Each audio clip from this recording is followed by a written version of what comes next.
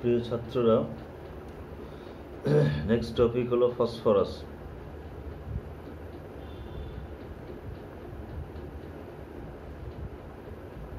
Phosphorus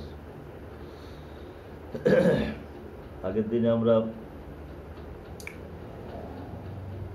নাইট্রোজেনের বিভিন্ন যৌগ, অক্সাইড ইত্যাদি নিয়ে আলোচনা করেছিলাম, বা নাইট্রিক অ্যাসিড ইত্যাদি।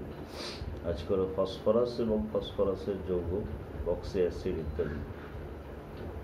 তো ফসফরাসের অ্যালোট্রপি আছে,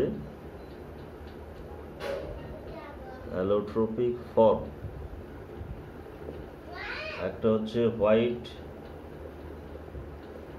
একটা রেড, ব্ল্যাক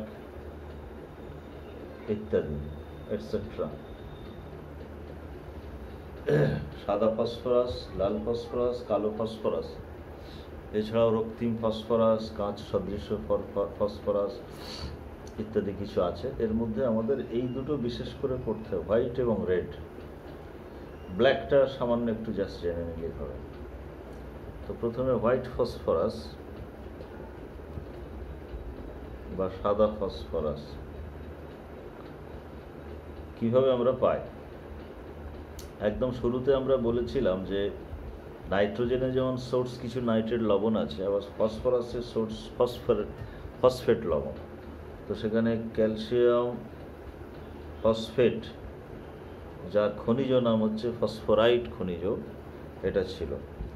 এর সঙ্গে উচ্চ তাপমাত্রায় সিলিকা, ক্যালসিয়াম ফসফেটের সঙ্গে সিলিকা বিক্রিয়া, তাপমাত্রা 1773 কেলভিন। বিক্রিয়ায় তৈরি হবে ক্যালসিয়াম সিলিকেট প্লাস P2O5 বা P4O10।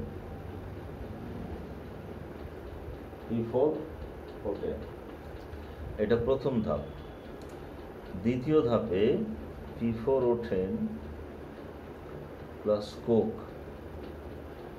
তৈরি হবে P4 প্লাস CO। অর্থাৎ যখন আমরা বিক্রিয়াটা ঘটাবো একসঙ্গে নিয়ে নেব, ক্যালসিয়াম ফসফেট, সিলিকা এবং কোক একসঙ্গে নিয়ে নেব, এটা কোক নিয়ে এত তাপমাত্রায় উত্তপ্ত করলে প্রথম ধাপে এই বিক্রিয়াটা হবে, তারপরের ধাপে এই বিক্রিয়াটা হবে, P4 তৈরি হবে। এখন এই P4কে আমরা কিভাবে কালেক্ট করি? একে আমরা কালেক্টেড আন্ডার ওয়াটার,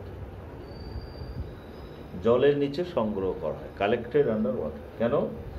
কারণ বায়ুতে রাখলেই ফসফরাস বায়ুর সঙ্গে বিক্রিয়া ঘটিয়ে দেয়, তার ফলে একে খোলা বায়ুতে রাখা যায় না, এই জন্য জলের নিচে একে সংগ্রহ করতে হয়। তাহলে সাদা ফসফরাস কী করে প্রস্তুত করা হয় ফসফরাসের খনিজ থেকে, সেটা আমরা জানতে পারলাম। আচ্ছা, এরপর সাদা ফসফরাসের গঠন, স্ট্রাকচার।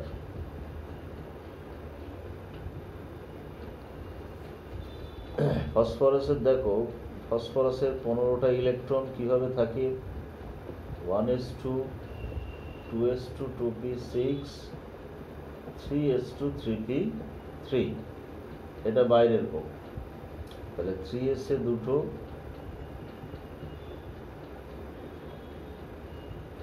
আর পিতে 4টে ইলেকট্রন, সরি 3টে ইলেকট্রন পিতে। এইভাবে তো তাহলে প্রত্যেকটা ফসফরাস যে P4 হিসেবে থাকছে, এক একটা ফসফরাস এই 3টে বিজোড় ইলেকট্রন দিয়ে 3টে অপর ফসফরাসের সঙ্গে বন্ধন করে, এবং সেখানে P4 ডিস্টর্টেড টেট্রাহেড্রাল,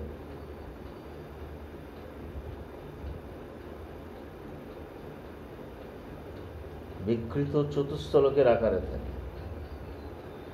অর্থাৎ এক একটা ফসফরাস, এই একটা ফসফরাসের সঙ্গে আর একটা ফসফরাস আর একটার সঙ্গে এই একটা, এবার এই ফসফরাসটা একটা দুটো হলো, আর একটা এর সঙ্গে বন্ধন হলো, এই ফসফরাসের দুটো বন্ধন হলো, আর একটা এর সঙ্গে বন্ধন হলো। তাহলে প্রত্যেকটা ফসফরাস দেখো 3টে করে বন্ধন করে আছে, এরপরেও এদের কাছে একটা করে এক জোড়া করে ইলেকট্রন থেকে যাচ্ছে, এই ইলেকট্রন দুটো। এখন এই যে 3টে করে বন্ড করেছে, এরা তো px py pz, এটা হচ্ছে 3s। 3টে p অরবিটালের মধ্যে যে অ্যাঙ্গেল, কত অ্যাঙ্গেল? 90 degree angle. তাহলে এই বন্ডগুলো 90 ডিগ্রি হওয়া উচিত, কিন্তু এই বন্ড 60 ডিগ্রি হয়ে আছে। 90 ডিগ্রি বন্ড অ্যাঙ্গেলকে যদি ছোট করে 60 ডিগ্রি করা হয়, তাহলে অণুটার মধ্যে একটা পীড়ন কাজ করে। এই পীড়নের জন্য এটা অত্যন্ত অস্থায়ী হয় এবং এর রাসায়নিক প্রকৃতি খুব সক্রিয়। তাহলে due to bond angle reduction,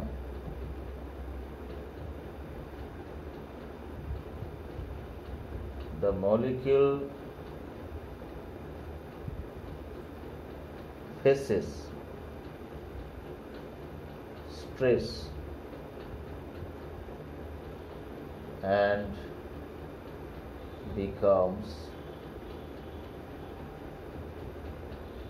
more reactive। ঠিক আছে, due to bond angle reduction, তো বন্ধন কোণ কমে যাওয়ার জন্য 90 কোথা থেকে কোথা 90 থেকে 60 হয়েছে। দ্য মলিকিউল ফেসেস স্ট্রেস, অণুটা একটা পীড়নের সম্মুখীন হয়, যার ফলে এটা রাসায়নিকভাবে বেশি সক্রিয় হয়ে যায়, মোর রিয়াক্টিভ হয়ে যায়। সাদা ফসফরাস অত্যন্ত সক্রিয় কেন যদি প্রশ্ন আসে, তাহলে তোমাকে গঠনাকৃতি দিয়ে এটা ব্যাখ্যা করতে হবে। এটা গেল গঠনাকৃতি সাদা ফসফরাসের। এবারে দেখো সাদা ফসফরাসের ধর্ম, ফিজিক্যাল প্রপার্টিজ।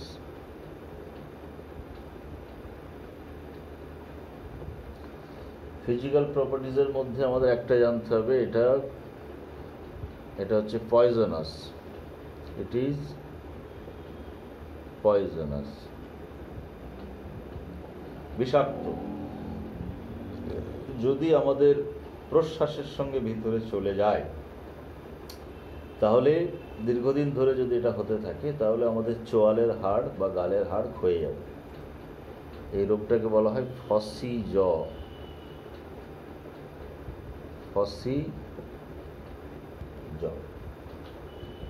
চোয়ালের হাড় এই যে ক্ষয়ে যাওয়া, একটা এসেছে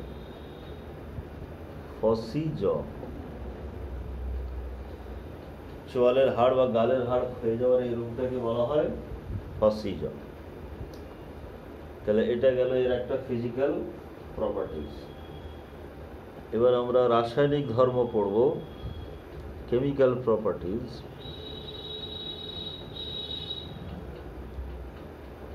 কেমিক্যাল প্রপার্টিজে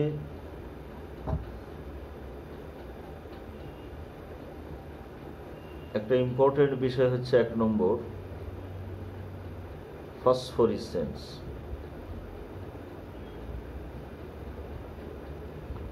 ফসফোরিসেন্স বাংলায় হলো অনুপ্রভা। ফসফরাস নামটা এখান থেকেই এসছে। ফসফরাসকে যদি আমরা মুক্ত বায়ুতে রেখে দিই অন্ধকারে, দেখা যাবে একটা সুন্দর শীতল শিখা, সবুজ শিখা দিচ্ছে, আলো দিচ্ছে। এই ঘটনাটাকে বলা হয় ফসফোরিসেন্স বা ফসফরাসের অনুপ্রভা। বায়ুতে যদি রেখে দেওয়া হয়, তাহলে ফসফরাস বায়ুর অক্সিজেনের সঙ্গে বিক্রিয়া করে দিয়ে P4O6 তৈরি করে, ফসফরাস ট্রাইঅক্সাইডে পরিণত হয়। এই সময় একটা এনার্জি বেরিয়ে আসে, শক্তি। সেই শক্তিটাকেই আমরা ওই আলো হিসেবে দেখতে পাচ্ছি, লাইট প্লাস লাইট।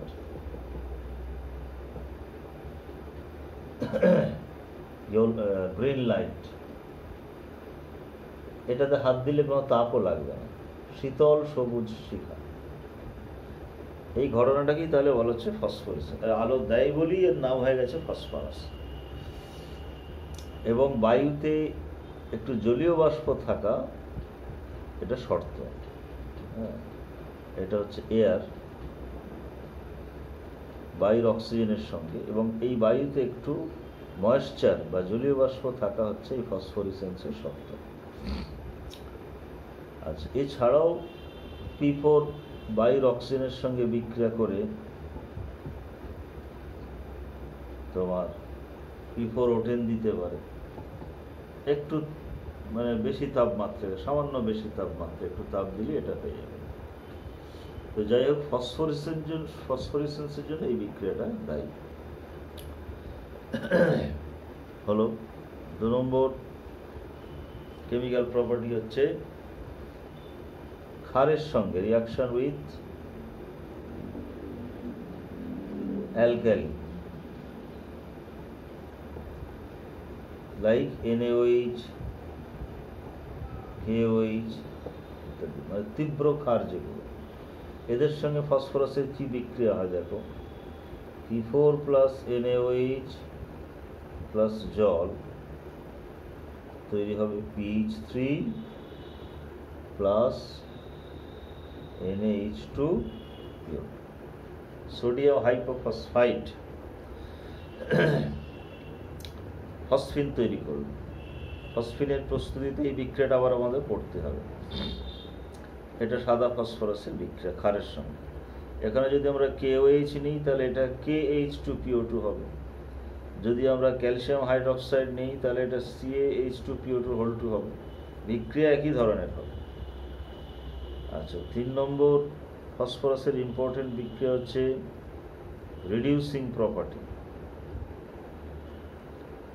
সাদা ফসফরাসের উল্লেখযোগ্য বিজারণ ধর্ম আছে, তার মধ্যে একটা হচ্ছে P4 প্লাস CuSO4 প্লাস জল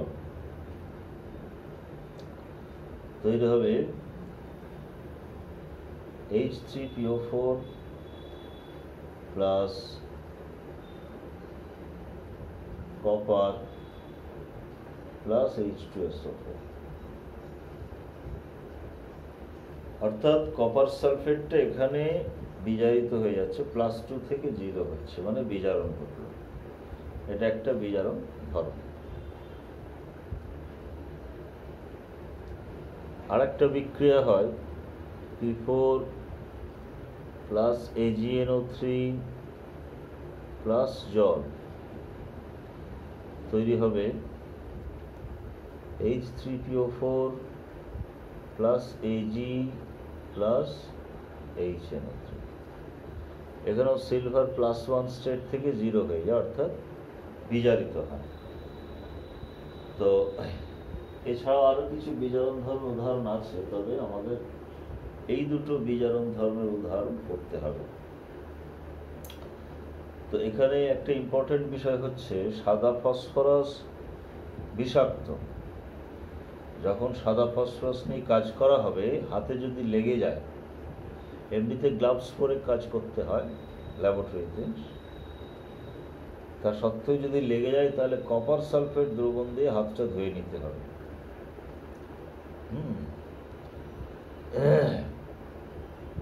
hand should be washed with copper sulfate solution if it comes in contact with P4।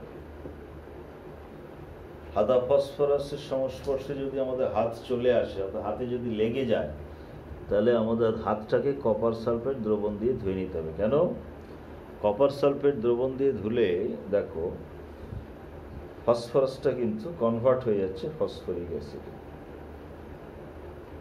Phosphoric acid কিন্তু বিষাক্ত নয়, মৃদু অ্যাসিড। বা সালফিউরিক অ্যাসিডও যে তৈরি হচ্ছে এগুলো বিষাক্ত নয়, এগুলো যে তৈরি হচ্ছে লঘু অ্যাসিড। জল দিয়ে কপার সালফেট দ্রবণ দিয়ে ধুচ্ছি এবং সেখানে জল বেশি আছে, অ্যাসিডগুলো যে তৈরি হচ্ছে সব লঘু অ্যাসিড। চামড়ায় হয়তো সামান্য একটু জ্বালাভাব হতে পারে, কিন্তু ফসফরাসের যে বিষাক্ত ক্রিয়া সেখান থেকে হাতটা রক্ষা পাবে, সেই জন্য হাত ধুয়ে নিতে বলা হচ্ছে। কেউ যদি সিলভার নাইট্রেট দ্রবণ দিয়ে হাত ধুয়ে নেয় তাহলেও হবে, কিন্তু সিলভার নাইট্রেট দ্রবণের দাম অনেক বেশি, সেজন্য ওটা দিয়ে হাত ধুতে বলা হয় না। কপার সালফেটের দাম অনেক কম, এটা দিয়ে হাত ধুতে বলা হয়।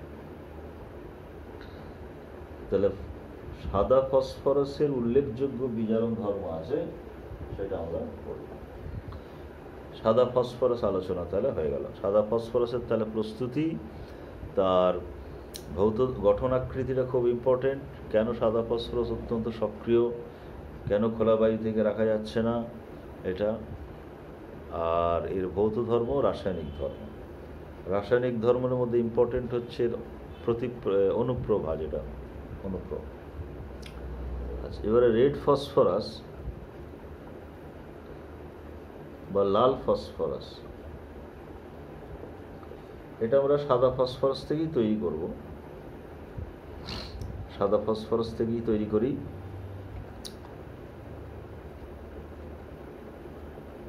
হোয়াইট সাদা ফসফরাসকে যদি আমরা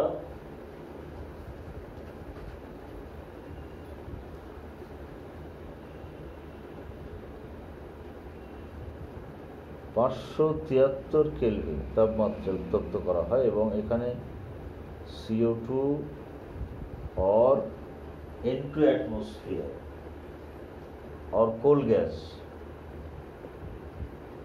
মানে এটা একটা নিষ্ক্রিয় গ্যাসের পরিবেশ দেওয়া হয়, যেখানে বায়ু থাকলে তো ফসফরাস বিক্রিয়া করে দেবে। বায়ু সরিয়ে নিয়ে সেখানে কার্বন ডাইঅক্সাইড বা কোল গ্যাস ইত্যাদি নিষ্ক্রিয়, যারা ফসফরাসের সাপেক্ষে নিষ্ক্রিয়, এদেরকে ভরে দিতে হবে। দিলেই এটা হয়ে যাবে লাল ফসফরাস। লাল।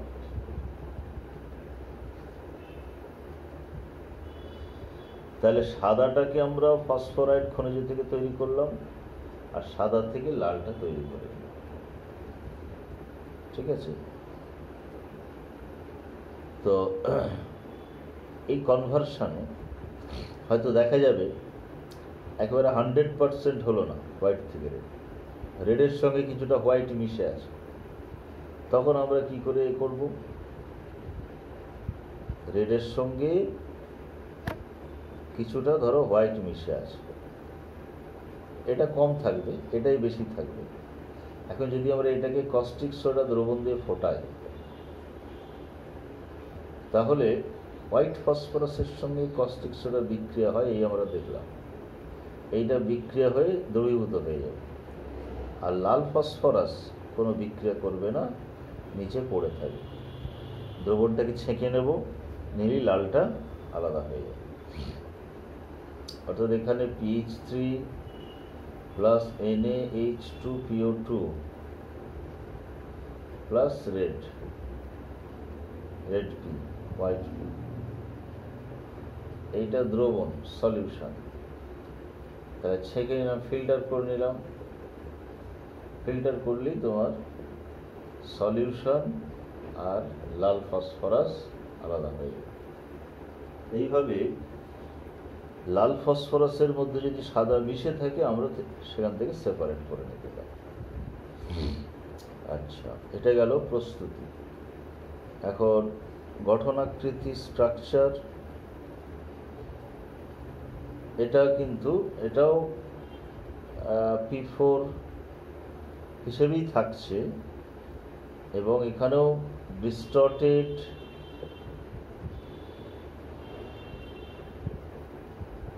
টেট্রাহেড্রা, কিন্তু এখানে একটা চতুস্তরক না, অনেকগুলো চতুস্তরক থাকে।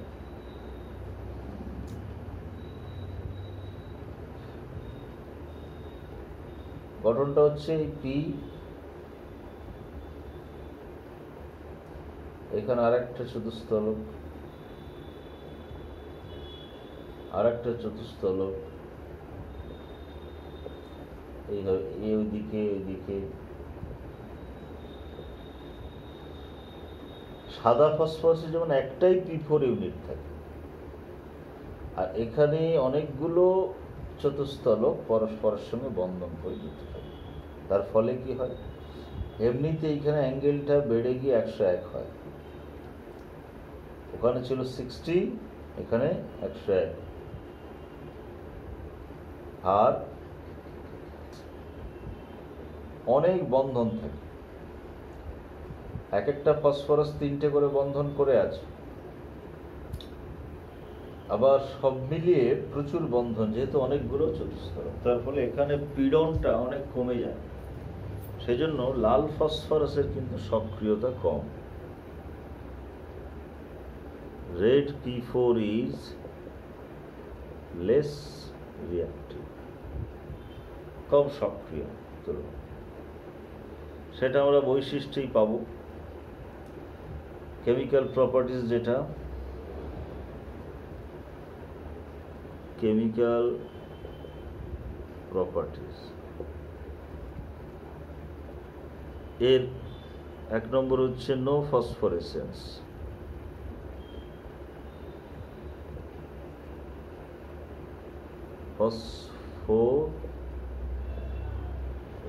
এর কোনো অনুপ্রবাহ হয় না। 2 নম্বর নো রিয়াকশন উইথ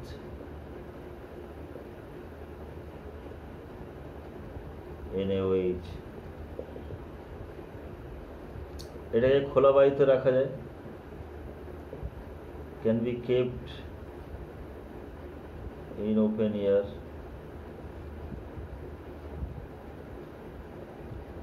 এর কোনো বিষাক্ত ধর্মও নেই, নো ফসিজ,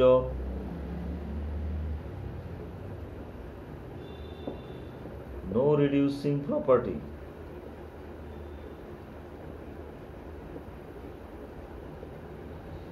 মানে ওখানে যে বিক্রিয়াগুলো উল্লেখযোগ্য ছিল, এখানে সেই ধরনের কোনো বিক্রিয়া হয় না। সেই হিসেবে লাল ফসফরাসের আলোচনার কিছু নেই, বিক্রিয়া আলোচনার কিছু নেই। আর ব্ল্যাকের মধ্যে আমাদের জানতে হবে, ব্ল্যাক ফসফরাস যেটা, এটা it is the most stable form of phosphorus।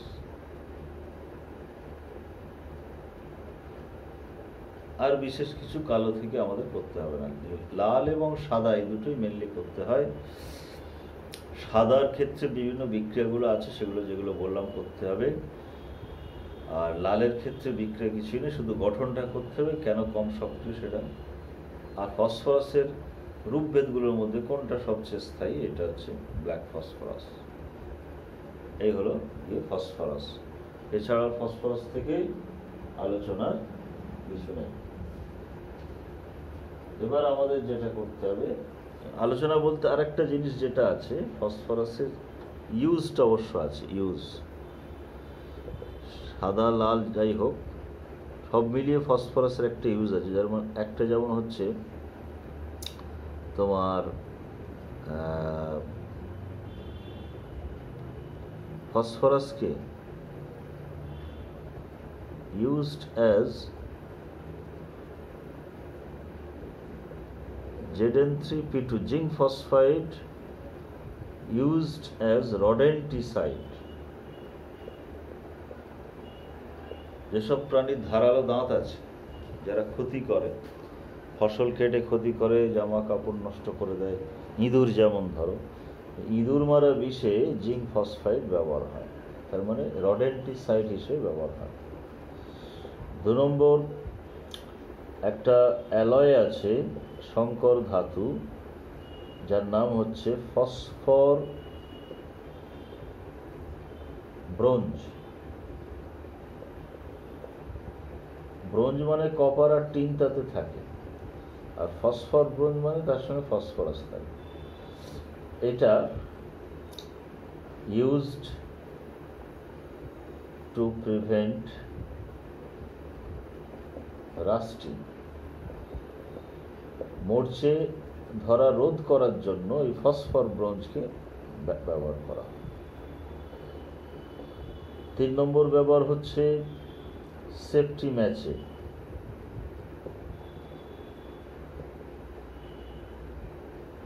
Safety ম্যাচে লাল ফসফরাস ইউজ হয়। দেশলাইয়ের যে খোল, সেই খোলে লাল ফসফরাস থাকে গায়ে। তো এছাড়া ফসফরাসের P32 একটা আইসোমার আছে, রেডিও অ্যাক্টিভ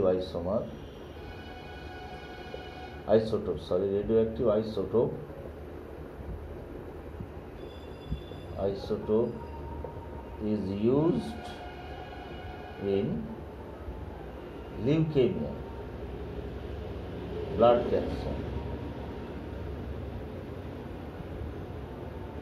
cancer ইউজ হয়।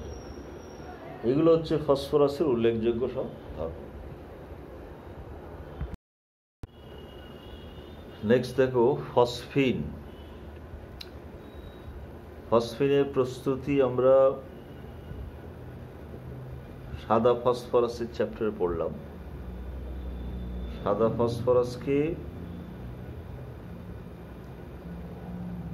কস্টিক সোডা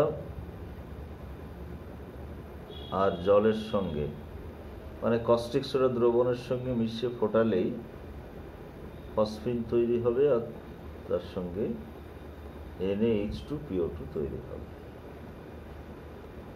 তো যেহেতু সাদা ফসফরাস তো বায়ুর সংস্পর্শে বিক্রিয়া ঘটিয়ে দেয়, সুতরাং বায়ু রাখা যাবে না। যে পাত্রে বিক্রিয়া ঘটানো হবে বায়ু রাখা যাবে না, তার জায়গায় কার্বন ডাইঅক্সাইড বা কোল গ্যাস ইত্যাদি ভরে দিতে হবে। এখন এখানে আরো দুটো বিক্রিয়া হয়, P2H4 প্লাস এটা হাইড্রোজেন প্লাস এটা। তো এই দুটো সাইড রিয়াকশন।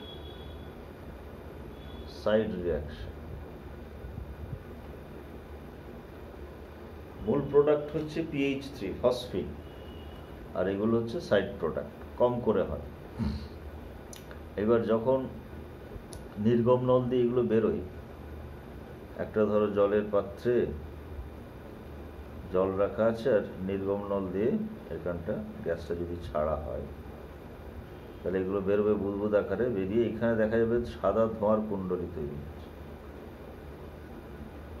সাদা ধোঁয়ার কুণ্ডলী, এটাকে বলা হয় ভর্টেক্স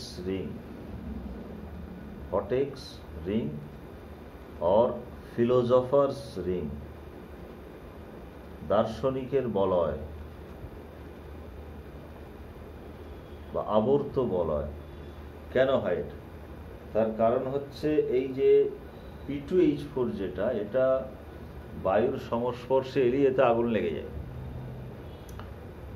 যেই উপরে এলো, জল ছেড়ে উপরে এলো, বায়ুতে সংস্পর্শে আসতে এতে আগুন লেগে গেল, হাইড্রোজেন পুড়ে যায়, জল হয়ে যায়। আর ফসফিন যখন পড়ে বায়ুর সঙ্গে, তখন অক্সিজেনের সঙ্গে বিক্রিয়াতে এখানে P2O5 তৈরি হয়। এই P2O5 হচ্ছে সাদা, সূক্ষ্ম P2O5 এর কণা সাদা ধোঁয়া সৃষ্টি করছে। ওইটা একটা বলয় আকারে, যেহেতু বুদবুদ থেকে আসছে আর উপরে এসে চাপ কমে যাচ্ছে বলে ছড়িয়ে যাচ্ছে, সেই জন্য বলয় তৈরি হচ্ছে। এটা গেল ভর্টেক্স রিং। এইভাবেই তাহলে ফসফিনকে আমরা, এরপরে একে একটা ওই HI দ্রবণের ভেতর দিয়ে পাঠিয়ে ফসফোনিয়াম আয়োডাইড করে নেওয়া হয়, তারপরে সেখান থেকে আবার ফসফিন তৈরি করা হয়। যাই হোক, এটা গেল পরীক্ষাগার প্রস্তুতি। এছাড়াও আরো 3টে প্রস্তুতি আছে, আদার প্রিপারেশন। একটা হচ্ছে ফসফরাস অ্যাসিড, যেটা একে তাপ দিলে ফসফিন আর ফসফরিক অ্যাসিড হয়ে যায়। ক্যালসিয়াম ফসফাইড একটা লবণ আছে, যাকে জলের সঙ্গে বিক্রিয়া ঘটালে ফসফিন হবে আর ক্যালসিয়াম হাইড্রোক্সাইড হবে। ফসফোনিয়াম আয়োডাইড লবণ আছে, তাকে কস্টিক পটাশের সঙ্গে বিক্রিয়া ঘটালে ফসফিন হবে প্লাস কেআই হবে প্লাস জল। এগুলো অন্যান্য প্রস্তুতি ফসফিনে। তো তাহলে মোট 4টে প্রস্তুতি আমাদের করতে হচ্ছে ফসফিনে, একটা সাদা ফসফরাস থেকে আর বাকি 3টে। এগুলো কি ঘটে সমীকরণ সহ হিসাবে করতে হবে আমাদের। এখন আমরা ফসফিনের এবারে ধর্ম পড়ব।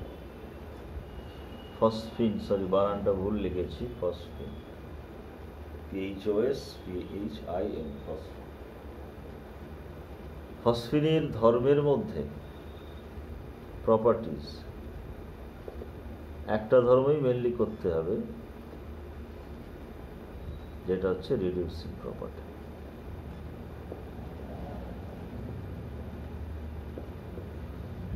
এমনিতে আমরা গ্রুপ 15-এর যে হাইড্রাইড, অ্যামোনিয়া, ফসফিন, আর্সিন, স্টিবাইন, বিসমুথাইন ইত্যাদি, সেগুলো তো যেভাবে পড়েছি ওই ধর্মগুলো ফসফিনের ওখানে অনেক ধর্ম পড়া হয়ে গেছে। এখানে শুধু বিক্রিয়া দু একটা পড়ব, যেটা রিডিউসিং প্রপার্টি।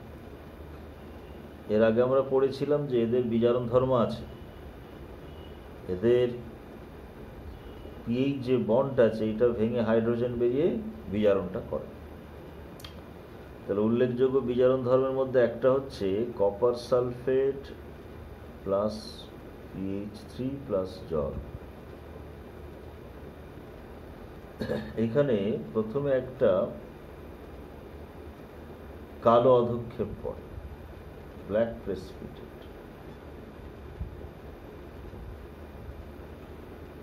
পরে ওটা আবার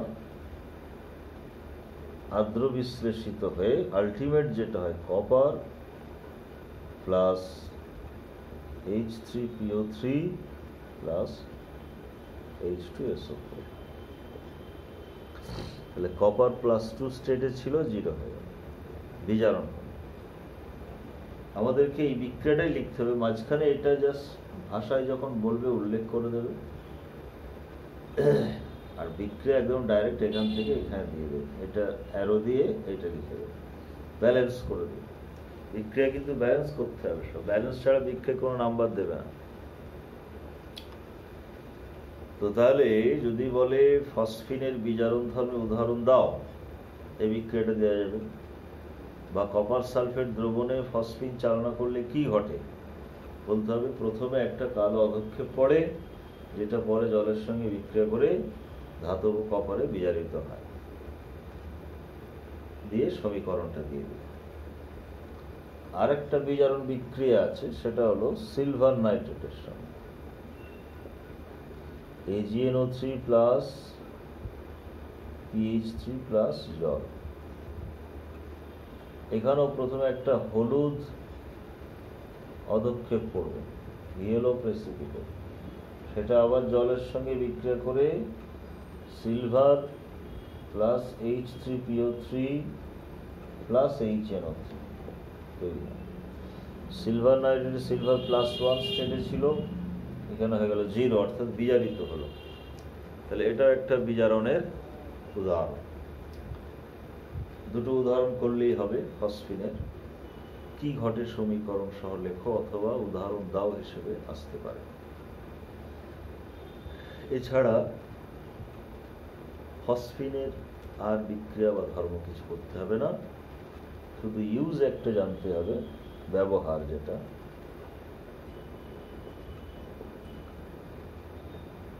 ইম্পর্টেন্ট একটা ব্যবহার হচ্ছে হোম সংকেত, হোম সিগন্যাল। হোম সিগন্যাল আমরা এই প্রস্তুতিতে দেখলাম যে ওই যে সাদা ধোঁয়ার সৃষ্টি হচ্ছে, এই ধোঁয়াটাকে বিভিন্নভাবে কাজে লাগানো হয়। যুদ্ধের সময় ধূম্রজাল প্রস্তুতিতে ব্যবহার হয়। আবার সমুদ্রে অনেক সময় ডুবন্ত পাহাড় থাকে, যেগুলোর সঙ্গে জাহাজের ধাক্কা লেগে জাহাজ ডুবি ঘটে। সেই ডুবন্ত পাহাড়ের অবস্থানকে ডুবন্ত পাহাড়ের অবস্থানকে বোঝানোর জন্য অনেক সময় একটা সংকেত দেওয়া হয়, যেটাকে বলা হয় হোম সংকেত। কৌটোর মধ্যে ক্যালসিয়াম ফসফাইড, ক্যালসিয়াম কার্বাইড রেখে ওর কৌটোর যে ছিপিটা আছে তাতে ছিদ্র করে সমুদ্রে ভাসিয়ে রাখা হয়। জাহাজ যখন আসবে তখন জাহাজের ঢেউয়ে ওই ছিদ্র দিয়ে জল ভেতরে চলে যাবে। জলের সঙ্গে যখন বিক্রিয়া হবে এখান থেকে PH3 প্লাস P2H4 তৈরি হবে, আর এখান থেকে অ্যাসিটিলিন তৈরি হবে। এটা আগেই বলেছি, বায়ুর সংস্পর্শে আগুন ধরে যায়। যে আগুন ধরবে অ্যাসিটিলিন দাহ্য, অ্যাসিটিলিন পুড়বে। PH3ও তখন বাতাসের অক্সিজেনের সঙ্গে বিক্রিয়া করে P2O5 এর সাদা ধোঁয়া সৃষ্টি করবে। যেই ধোঁয়া জ্বলে উঠল, ধোঁয়া দেখা যাবে, তখনই জাহাজের ক্যাপ্টেন সাবধান হয়ে গিয়ে জাহাজের মুখ অন্যদিকে ঘুরিয়ে দেবে, তার মানে ওখানে কোনো বিপদ আছে। এইভাবে যে সংকেত দেওয়া হয় একে বলা হয় হোম সংকেত। এখানে PH3 ইউজে এটা লেখা থাকে, যেহেতু PH3 ধোঁয়াটা সৃষ্টি করছে সেই জন্য, তাহলে PH3 হয়ে গেল। এরপর হ্যালাইডস অফ ফসফরাস।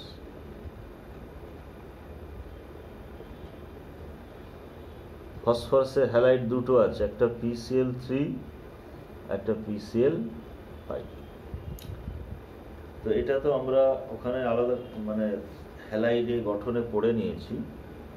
গ্রুপ 15-এর যে হ্যালাইড, ট্রাই হ্যালাইড, সেই গঠন, পেন্টা হ্যালাইডের গঠন পড়ে নিয়েছি। এখানে আর আলাদা করে পড়ার কিছু নেই। আর PCl3 আর্দ্র বিশ্লেষণ, PCl3 প্লাস জল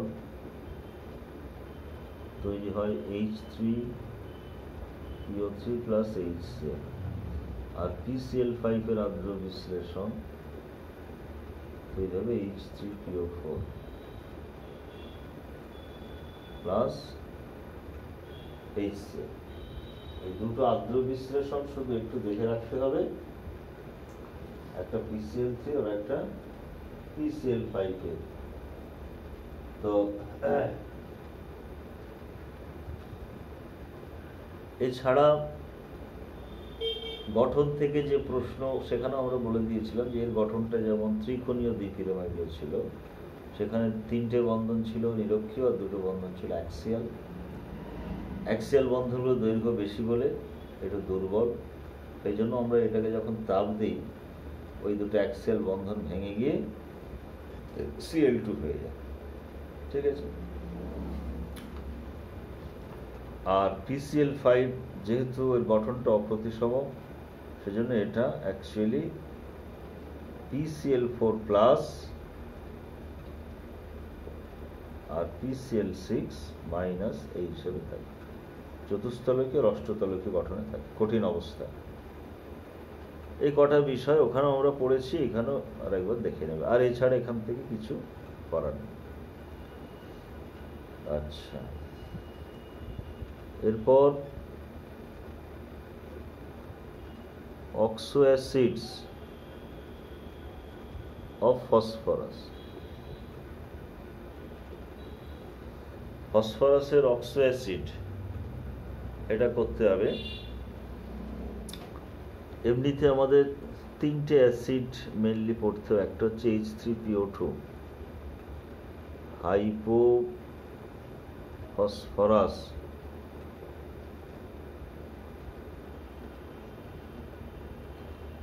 और ফসফিনিক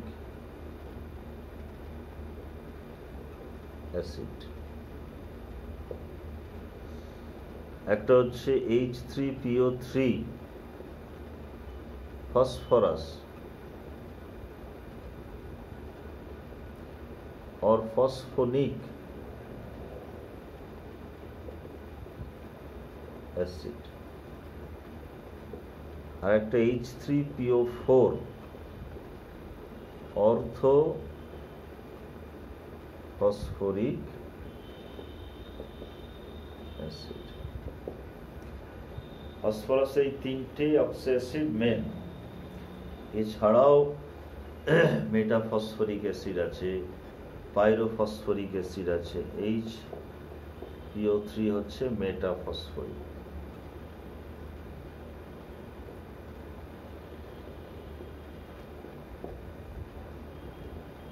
H4P2O7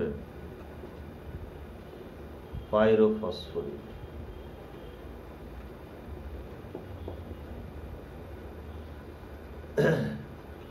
আরো কিছু অক্সি অ্যাসিড আছে। তো আমাদের এই তিনটে মেনলি একটু পড়তে হবে, এদের গঠন, এদের বিজারণ ধর্ম, ক্ষারগ্রাহিতা, এই তিনটে বিষয়। এমনিতে ফসফরাসের অক্সি অ্যাসিডের মধ্যে কমন কিছু বৈশিষ্ট্য আছে।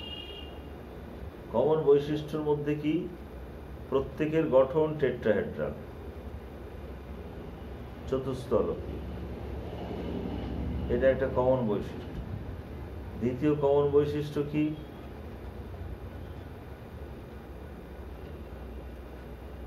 যে এদের মধ্যে অ্যাটলিস্ট একটা পিও বন্ড আছে আর একটা পিওএইচ বন্ড থাকবে। পিওএইচ গ্রুপ একটা থাকবে, ওএইচ গ্রুপ একটা থাকবে অ্যাটলিস্ট। এবার যাদের কিছু কিছু এতে আবার পিএইচ বন্ড আছে, সবার পিএইচ বন্ড নেই, কিন্তু এই দুটো জিনিস কমন, টেট্রাহেড্রাল স্ট্রাকচার, চতুস্তলকীয় গঠন, আর অন্তত পক্ষে একটা পিও বন্ড একটা পিওএইচ থাকবে, বাকি এবার ডিফারেন্স হবে। তো আমরা এই তিনটে গঠন দেখি। দেখো, H3PO2 গঠন হচ্ছে পি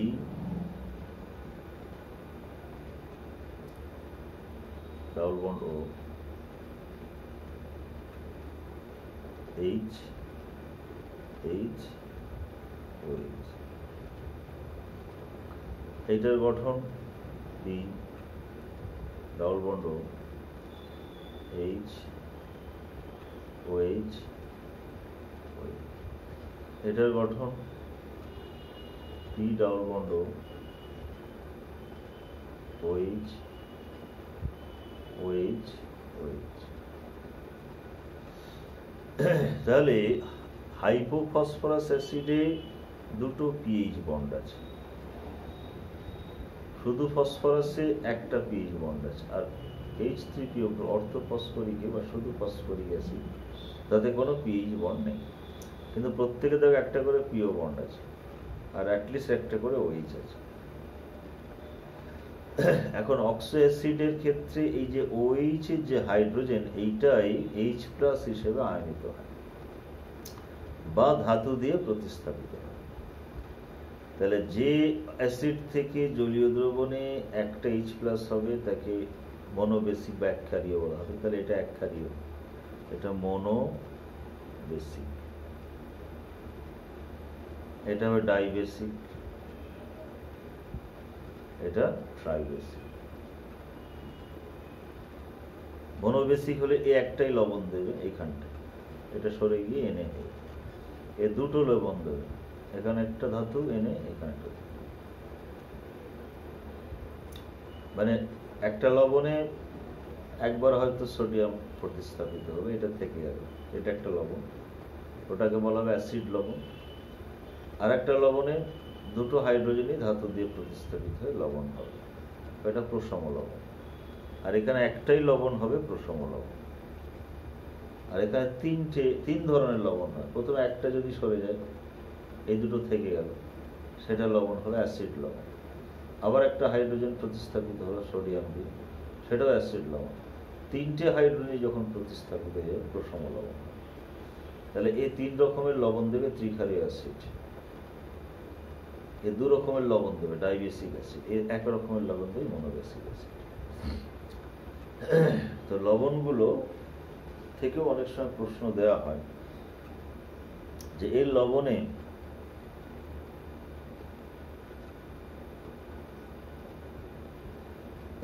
এখানে যদি সোডিয়াম আসে, তা সত্ত্বেও হাইড্রোজেন থেকে যাচ্ছে, তাহলে হাইড্রোজেন থেকে যাওয়া মানে সেটা কি অ্যাসিড লবণ? না, হাইড্রোজেন থেকে গেলেই যে অ্যাসিড লবণ তা নয়, হাইড্রোজেনটা কার সঙ্গে আছে দেখতে হবে। যদি ফসফরাসের সঙ্গে থাকে তাহলে সেটা অ্যাসিড লবণ হবে না, আর যদি অক্সিজেনের সঙ্গে হাইড্রোজেন থেকে থাকে তাহলে অ্যাসিড লবণ হবে। এটার যেমন আমি যদি এখানে একটা সোডিয়াম দিই তাহলে এটা একটা লবণ হলো। এখানে হাইড্রোজেন দুটো আছে, একটা হাইড্রোজেন কিন্তু ফসফরাসের সঙ্গে আছে আর একটা অক্সিজেনের সঙ্গে, এইটার জন্য এটা অ্যাসিড লবণ হয়ে গেল। আর এখানে যদি আমি সোডিয়াম দিই, এখানে দুটো হাইড্রোজেন থাকছে, দুটোই কিন্তু ফসফরাসের সঙ্গে, এটা অ্যাসিড লবণ হবে না, প্রসম লবণ। এখানে একটা অ্যাসিড লবণ, আর একটা সোডিয়াম যদি প্রতিস্থাপন ঘটে যায় তাহলে এখানেও একটা হাইড্রোজেন থাকছে, এবার এই হাইড্রোজেন কিন্তু ফসফরাসের সঙ্গে আছে, অক্সিজেনের সঙ্গে নেই, তাহলে এইটা হবে প্রসম লবণ। আর এখানে একটা সোডিয়াম দিলে হাইড্রোজেন থাকছে অক্সিজেনের সঙ্গে, অ্যাসিড লবণ। আর একটা সোডিয়াম দিলে হাইড্রোজেন থাকছে অক্সিজেনের সঙ্গে, অ্যাসিড লবণ। আর তিনটে সোডিয়াম যখন হয়ে যাচ্ছে তখন সেটা প্রসম লবণ। তাহলে এটা গেল এদের ক্ষারগ্রাহিতার বিষয়টা বা লবণের বিষয়। আর বিজারণ ধর্মের ব্যাপারটা দেখো, বিজারণ ধর্ম মানে এই পিএইচ বন্ড থাকতে হবে, পিএইচ বন্ড ভেঙে হাইড্রোজেন বেরোবে, সে বিজারণ ধর্ম। এখানে পিএইচ বন্ড এখানে দুটো আছে, তাহলে এর বিজারণ ধর্ম বেশি, এখানে একটা আছে, এর কম, আর এর নেই, এর বিজারণ ধর্মই থাকবে। তাহলে H3PO4 এর বিজারণ ধর্ম কেন নেই যদি বলে, গঠনটা দিয়ে বলতে হবে এতে কোনো পিএইচ বন্ড নেই। আর H3PO2 এর বিজারণ ধর্ম বেশি না এর বিজারণ ধর্ম বেশি, গঠন দিয়ে বলতে হবে যে এর বিজারণ ধর্ম বেশি। এদের দুজনের বিজারণ ধর্মের কিছু উদাহরণ আমাদের করতে হবে, একই ধরনের বিক্রিয়া।